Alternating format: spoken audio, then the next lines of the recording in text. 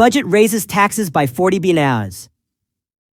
National insurance contributions for employers, not employees, will increase by 1.2 percentage points to 15% from April 2025. The point at which employers start paying NI will fall from £9,100 a year to £5,000 a year.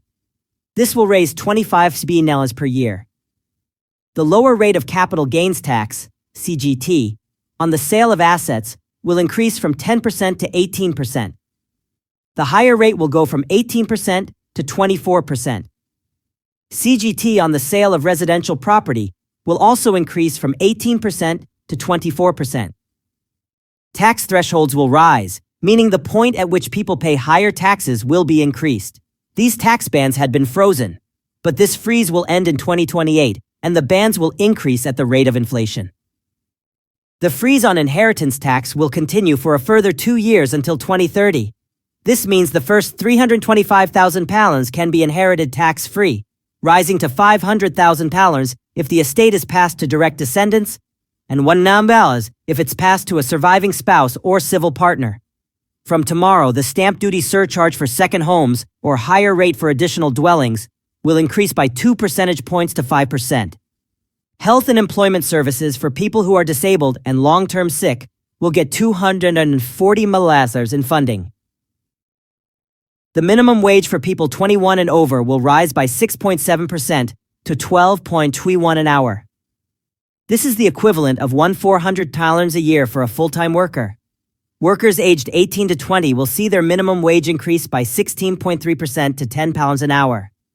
People will now be able to earn £10,000 or more while claiming carer's allowance. This will mean an extra $81.90 for those newly eligible. The Household Support Fund will receive $1 billion to help those in financial hardship with the cost of essentials.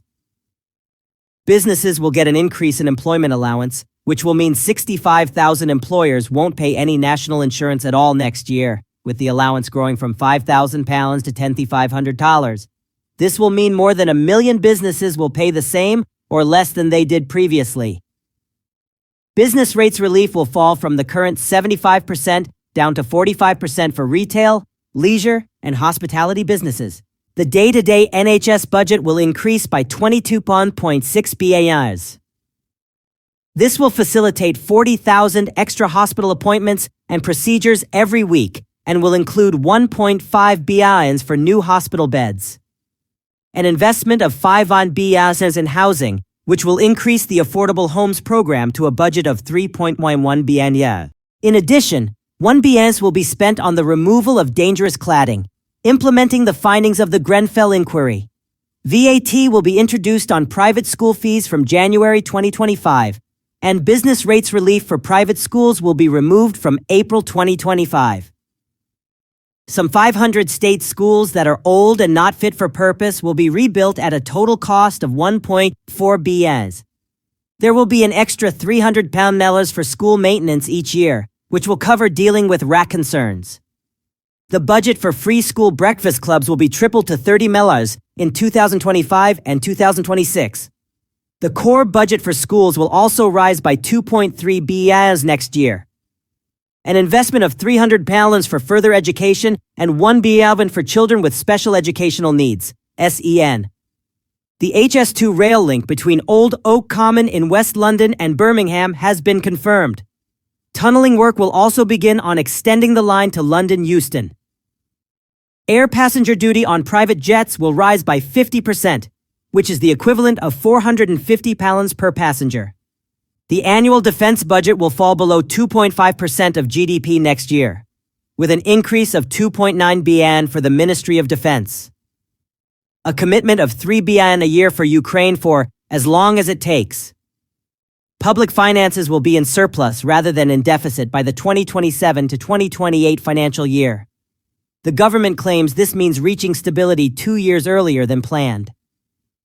The Office for Budget Responsibility, OBR, predicts UK GDP growth to be 1.1% in 2024, 2.0% in 2025, 1.85% in 2026, 1.5% in 2027, 1.5% in 2028, 1.6% in 2029.